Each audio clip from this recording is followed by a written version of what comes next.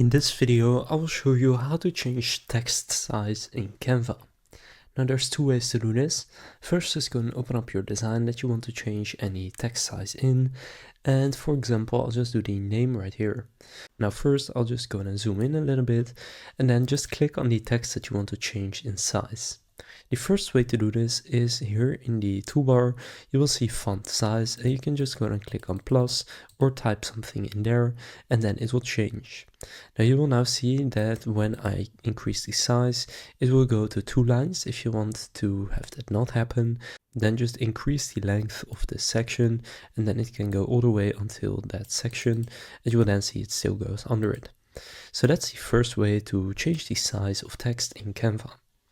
Now the other way to do it is to just click on the text as well and then just use the corner right here, so it can be any corner, and just make it bigger or smaller, and you will then see that the font size here also changes, and then just place it wherever you want after doing that, and that is how you can change text size in Canva. If this video was helpful, please consider leaving a like and subscribing to my channel. With that being said, I will see you in the next video.